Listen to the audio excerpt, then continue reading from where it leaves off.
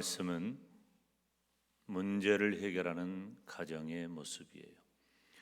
가정의 달 첫 주일 맞이하였는데 지금 시대적으로도 그렇고 또 개인적으로나 가정적으로나 여러 가지 이렇게 다양하고 이렇게 힘든 시절이 또 있을까 할 정도로 문제가 많은 이때에 하나님께서 오늘 말씀을 통해 문제를 해결하시기를 주님의 이름으로 축원합니다. 이 열왕기상 17장은 엘리야 선지자의 이야기를 기록해요. 근데 처음부터 문제로 시작합니다. 그 시대는 문제가 많은 시대예요. 악한 시대죠. 왜냐하면 아합과 이세벨이 다스리던 그런 때이기 때문입니다. 그런 아합 왕에게 엘리야 선지자가 담대하게 가뭄을 선포하죠. 쉬운 일이 아니에요. 이 악한 왕에게 가뭄을 선포하고 그러면 그쯤 되면 굉장히 위대하고 엄청난 사역을 이어가야 할 터인데 하나님께서는 그런 엘리야를 어떤 일인지 그리 시냇가로 보내시고 그리고 그곳에서 까마귀가 물어다주는 떡과 고기로 연명하게 하십니다. 생명을 보존시키시는 거지요. 그 다음에는 또 사르밧 지역으로 옮겨서 그곳에 과부의 집에 몸을 의탁하게 하시고 심지어 과부가 그 아들과 함께 마지막으로 떡 하나를 구워서 먹고 이제는 더 먹을 것이 없으니까 이제는 우리가 죽어야 되겠다 하는 그 마지막 떡을 달라고 해서 먹는 그런 장면이 기록이 되어져 있습니다. 그런데 그렇게 끝나는 게 아니고 결국은 그 사르밧 과부의 집에 통의 가루가 병의 기름이 다하지 아니하고 그들이 가뭄이 끝날 때까지 충분히 먹을 수 있는 그런 음식이 제공됩니다. 오늘 본문도 그 여인의 아들이 병들어서 죽어버린 거예요. 그러니까 이 열왕기상 17장은 온통 문제로 가득해요. 여러분 보세요. 개인적인 인생이라든가 가정의 위기라든가 시대적인 상황이라든가 이런 것들이 이 열왕기상 17장은 다 문제예요. 개인도 가정도 나라도 시대도 다 문제입니다. 문제 아닌 게 없어요. 마치 이 시대를 살아가는 저와 여러분의 모습과 크게 다르지 않습니다. 우리는 지금 코로나19 바이러스 전염병 상황에서 가정의 달을 맞이했습니다. 아마 제가 기억하기로 이렇게 4월, 5월을 이렇게 지낸 것은 참 보기 드문 때다. 이제 그렇게 생각을 합니다. 우리가 꼭 지금 이런 상황이 아니라 할지라도 언제든지 누구든지 다양한 문제가 있어요. 여러분 문제가 없는 사람을 제가 보지를 못했어요. 모두가 다 문제, 다른 표현으로 하자면 어려움, 해결해야 할 일, 그것이 때로는 슬프거나 고통스럽거나 억울하거나 뭐 그럴 수 있어요. 다양한 문제가 있습니다. 오늘 문제를 해결하는 가정의 모습을 통해 은혜 받으시기를 주님의 이름으로 축원합니다. 문제를 해결하는 가정의 모습은 첫째로 내가 만난 문제가 어디서 왔는지 알아야 돼요. 지금 오늘 본문의 이 문제는 무엇입니까? 아들이 병들어서 숨이 끊어져 버린 거예요. 우리 17절 말씀 다 같이 읽을까요? 시작. 이 일 후에 그 집 주모되는 여인의 아들이 병들어 심히 위중하다가 숨이 끊어진지라. 어려움은 갑자기 다가옵니다. 물론 예고될 수도 있어요. 어려움은 예고되기도 하지만 대체적으로 우리가 만나는 어려움은 갑자기 다가와요. 예수님을 믿는 성도라 할지라도 어려움이 없는 안전지대에 사는 것은 아니에요. 물론 성도들은 그런 생각을 하지 않죠. 또 목사인 저도 여러분에게 그런 어려운 일을 겪지 않도록 위해서 기도합니다. 성도들은 그렇다 할지라도 일반적인 어려움을 다 같이 만나요. 자연재해라든지 질병이라든지 경제적 위기라든지 마음의 고통이라든지 심지어 죽음의 문제까지도 우리 예수님을 믿는 성도들도 다 경험하는 거예요. 오늘 본문의 이 여인은 미처 손도 못 대고 아들이 병들어서 위중하다가 그대로 죽어버렸어요. 얼마나 기가 막히겠어요. 그런데 이 여인의 태도를 보면은 여기 말씀에 보면은 이 여인이 18절 말씀에 하나님이여 하나님의 사람이여 그랬어요. 하나님의 사람이여. 엘리야를 찾은 것은 하나님을 찾은 거죠. 그리고 내 죄를 생각나게 하고 자신의 죄를 깨달은 거예요. 어떻게 부르짖어요? 20절에 여호와께 부르짖어 가로되 나의 하나님 여호와여 주께서 또 내가 우거하는 집 과부에게 재앙을 내리사 그 아들로 죽게 하셨나이까. 과부의 하소연을 들은 엘리야는 하나님 앞에 나아갑니다. 그런데 이 20절에 우리가 주목해야 할 게 있어요. 바로 이런 어려움을 만난 문제를 만난 엘리야의 관점이에요. 엘리야의 시각.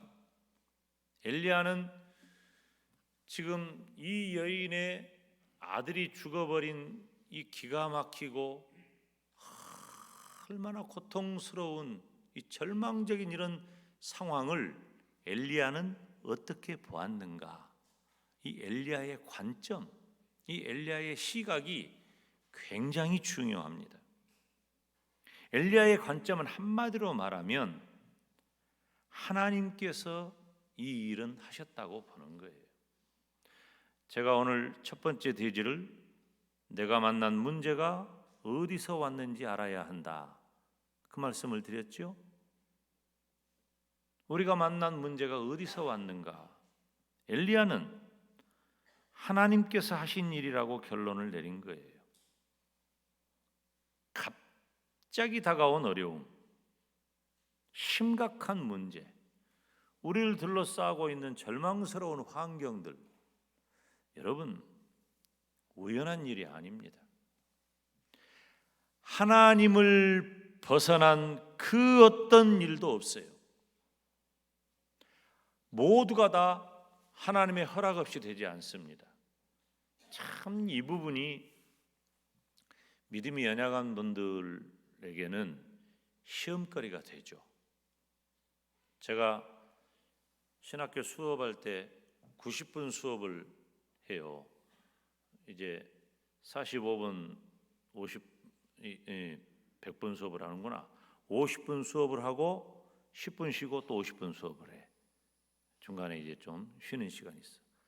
근데 50분 수업을 시작하면서 첫머리에 제가 이 질문 시작해가지고 50분 내내 교수님하고 논쟁을 했고 또 쉬는 시간 끝나고 나서 시작하니까 또 교수님 그러니까 김 전사 그만해. 바로 이 주제예요. 하나님이 어떻게 우리에게 어려움을 주시는가? 어려움을 우리에게 주는 거예요. 그러면 하나님이 악을 우리들에게 조장하신단 말이냐? 하나님이 선악을 알게 하는 나무의 실과를 만드셨고 먹게 하셨단 말이냐? 그러면 하나님이 죄를 만드셨냐? 막 그렇게 질문을 계속해야 되는 거예요. 그런 의문이 성도들에게 늘 있죠. 그러나 이 부분에서 성도들의 신앙적 가치가 굉장히 흔들려요. 그런 면에 있어서. 왜냐하면 우리들은 다 일반적인 생활을 하는 사람이잖아요. 그러면 일상의 삶 가운데 다가오는 어려움을 우리들이 안 만난 적이 없잖아요. 그리고 언젠가 우리들에게 그럴 일이 없기를 바라지만, 제가 그렇게 기도하지만, 우리들에게 그런 어려운 문제가 다가올 때, 지금 오늘 본문의 여인의 아들이 죽어버리는 이런 아주 하늘이 무너져버리는 이런 문제마저도 우리에게 다가올 수 있는데, 이런 상황이 다가올 때 우리들의 신앙적 가치는 굉장히 흔들려요. 원망하고 불평하고, 그리고 하나님이 살아계시면 이럴 수가 있단 말인가, 이런 상황이 생긴단 말이에요. 대부분의 사람들이 종교를 갖는 이유가 무엇인가요? 무언가 좋은 일이 있기를 원해요. 교회 처음 나오는 분이나 혹은 타 종교를 가진 분들도 같은 마음이에요. 뭔가 좋은 일이 있기를 원해서 신앙을 갖는 거예요. 우리 교회에 오신 분들 중에 상당 부분은 교회에 오면 뭐 좀 좋은 일이 있지 않을까, 내 인생이 좀 좋아지지 않을까, 혹은 나는 몸이 아파서 교회에 왔어요, 그런 분도 있어요. 몸 아파서 교회에 온 분은 교회 가면 몸이 좀 낫지 않을까, 이제 그런 생각으로 오는 거죠. 그런데 우리 기독교의 핵심 가치는 예수 그리스도의 십자가와 구원이 있잖아요. 그 복음의 진리를 깨달으면서 우리의 신앙이 성숙해져 가고 점점 더 성장해 가면서 우리가 비로소 그리스도인의 모습을 갖춰가게 되죠. 그래서 교회 안에 크고 작은 직분도 맡고 충성하고 봉사하고 헌신하기도 합니다. 교회를 다니는 것도 크게 다르지 않아요. 어려움이 없고 좋은 일이 있기를 원해요. 그런데 교회를 다녀도, 예수님을 믿어도, 신앙생활을 열심히 해도, 여러분, 예수님을 믿는 성도는 굉장히 제한된 삶을 삽니다. 시간에 대한, 물질에 대한, 그리고 사람들과의 사회생활의 제한, 굉장히 제한된 삶을 살아요. 과거에 예수님 믿기 참 힘들었습니다. 남자들은 담배 안 피면 참 바보 취급당해요. 술 못 마시면 말할 것도 없고, 그래서 술을 옷에다 붓고, 심지어 술도 안 마신다고 조롱하고. 그런데 믿음 지키기 위해서 그런 어떤 사회적 연결고리를 차단하면서까지 내가 스스로를 제한하고, 시간도 마찬가지예요. 예배의 시간을 확보하기 위해서 남들보다 그 다른 시간에 더 열심히 일해야 하고, 거룩한 주일을 주일답게 지키고, 그냥 예배만 참석하는 것이 아니라 교회 안에 크고 작은 봉사가 한두 개가 아니에요. 물질도 마찬가지예요. 소득의 11조를 하나님의 명령이라고, 그리고 축복이라고 하지만 우리의 가계부에서 11조를 지출해내는 일은 굉장히 어려운 일입니다. 그것으로 끝나는 것이 아니라 끊임없이 헌신하고 충성하고 봉사하죠. 그쯤 되면 아마 지금 예배 참석하신 분들 가운데 상당수는 제가 채점을 한다고 할 때 굉장히 좋은 점수를 주어서 상을 줘야 마땅해요. 그런데 어려움이 있다는 거예요. 그런데 더구나 그 어려움을 하나님께서 하신 일이라고 한다면 이건 정말로 심각한 신앙적인 혼란이 올 수 있는 상황이에요. 자, 우리에게 문제가 다가왔을 때, 어려움을 만났을 때, 시험을 만났을 때 하나님은 우리들에게 어떤 답을 주시나요? 야고보서 1장 2절은 내 형제들아, 예수님 믿는 성도들에게 하신 말씀이에요. 내 형제들아, 너희가 여러 가지 시험을 만나거든 따라서 합시다. 온전히 기쁘게 여기라. 시험을 만났는데 기쁘게 여기라는 거예요. 무엇 때문이에요? 야고보서 1장 5절에 너희 중에 누구든지 지혜가 부족하거든 모든 사람에게 후히 주시고 꾸짖지 아니하시는 하나님께 구하라. 그리하면 주시리라. 이 무슨 말이냐면 예수님을 믿는 성도도 어려움을 만날 수 있다. 물론 어려움을 피할 수도 있고 어려움이 다가오지 않을 수도 있는데 대체적으로 우리는 어려움을 만납니다. 갑자기 어려움을 만납니다. 그럴 때의 성도는 하나님의 목적을 보는 지혜를 가져야 한다는 거죠. 저는 지혜를 믿음이라는 단어로 바꿉니다. 우리가 어려움을 만나면 하나님의 목적을 보는 지혜를 가져야 돼요. 하나님의 목적을 보는 믿음을 가져야 한다 그 말이에요. 믿음이 필요해요. 우리가 착하게 살아도 교회를 다녀도 예수님을 믿어도 웬일인지 어려움은 멈추지 않습니다. 우리가 예수님을 믿으면 무슨 일을 만나든지 만사 형통하리라 하는 찬송대로 어려움을 다 이겨내고 문제가 없어야 할 터인데 어려움은 여전하고 혹 예수님을 믿지 않는 사람이 하박국 선지자의 불평처럼 더 잘되고 마음대로 사는 사람들이 훨씬 더 멋져 보이는 그런 상황 가운데 예수님을 믿는 내가 이러려고 예수님 믿었냐 하는 자조 섞인 말을 할 수도 있다는 거예요. 왜 나에게 이런 일이 일어나는가? 어려움을 만났을 때 사람들이 가지는 그 반응의 단계가 있어요. 첫째는 강하게 부정해요. 아니다. 이건 내 일이 아닐 거야. 그러다가 분노하고 체념하고 수용하고 그리고 극복해내는 거죠. 이런 과정이 있다는 거예요. 어려움을 만났을 때. 여러분, 목사는 어려움을 만나면 언제나 해피할까요? 목사님 정도 신앙 되면 모범을 보여야 되니까. 솔직히 말하면 그 모범 보이는 것 때문에 더 힘들다니까. 나만 그런 거 아니요. 우리 장로님들은 오죽하겠어요? 장로님들은 다 보는 자리에 있잖아. 다 보는 자리에. 여러분은 뒷모습만 보지만 찬양대원들은 다 봐. 또 예배드릴 때도 힘들어요. 피곤하면 좀 졸아야 되는데 졸 수도 없고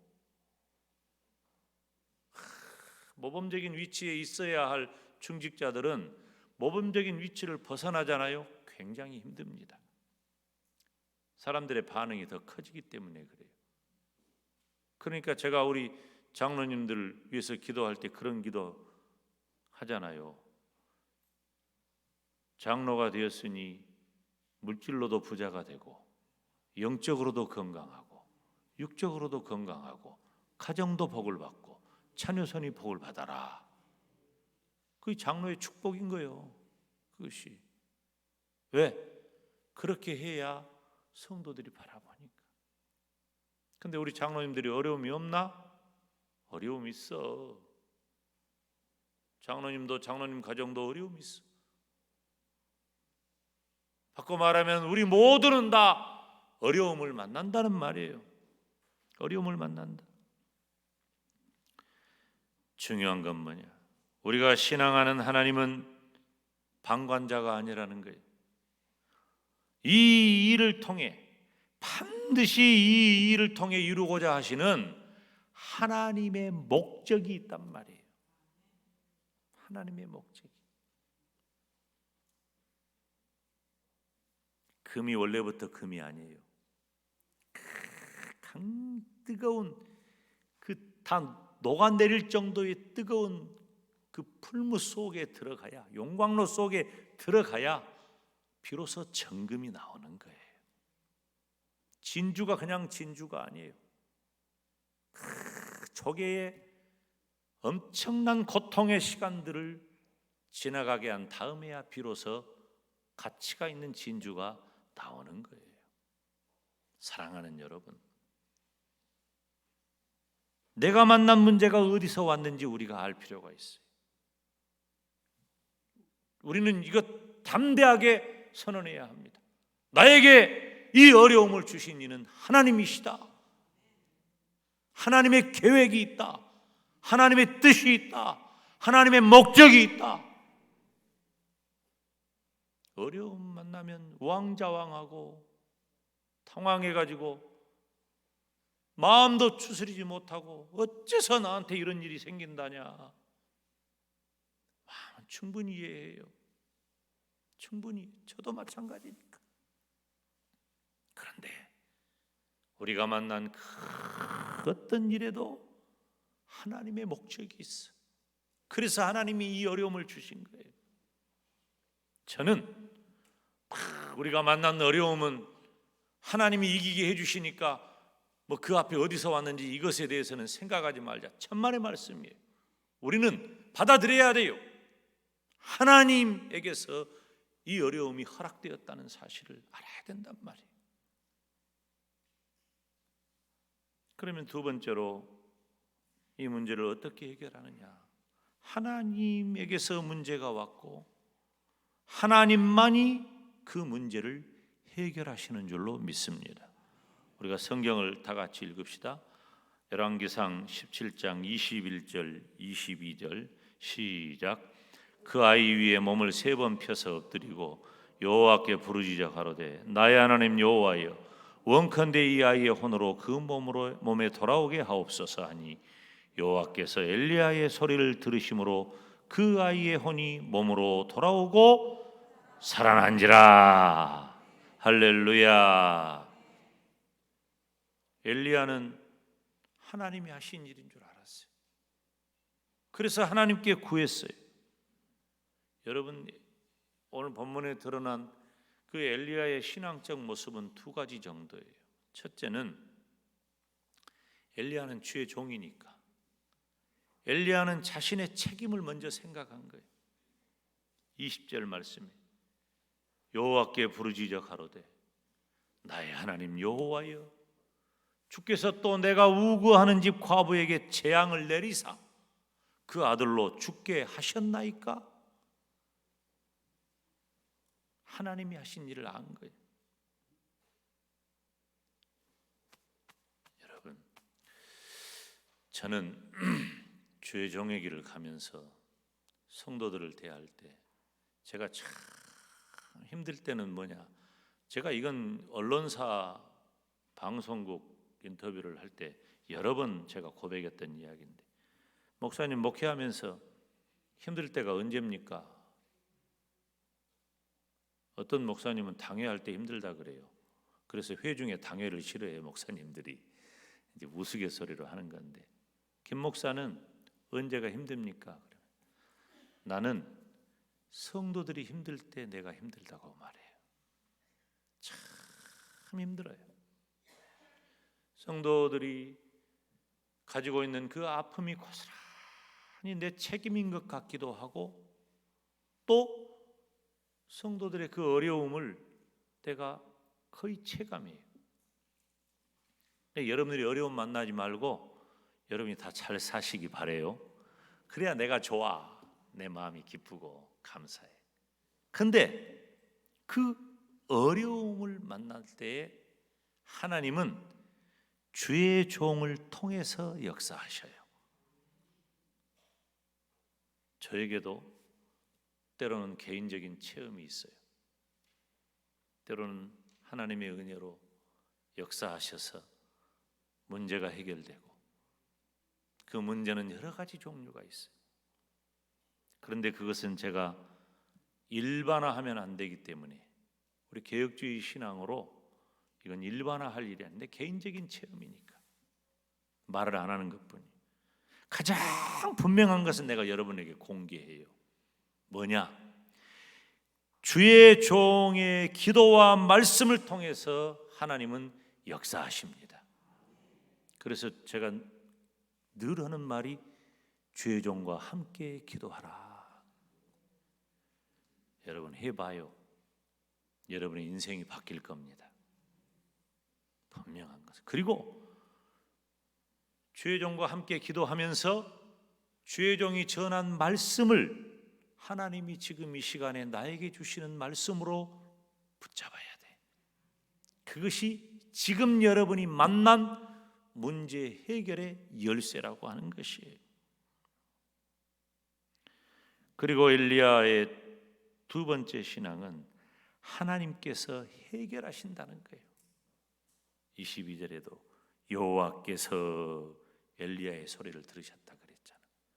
따라서 합시다. 여호와께서. 사랑하는 여러분, 하나님께서 친히 구원하시고 하나님께서 모든 문제를 아시고 하나님께서 모든 문제의 해결자가 되십니다. 우리 교회가 지난 한 달 동안 새벽 기도를 통해서 하나님이 어떤 분인가 하는가를 살폈어요. 제가 시작했고 우리 부목사님들이 한 주씩 돌아가면서 그 자기 파트를 맡아서 설교를 했어요.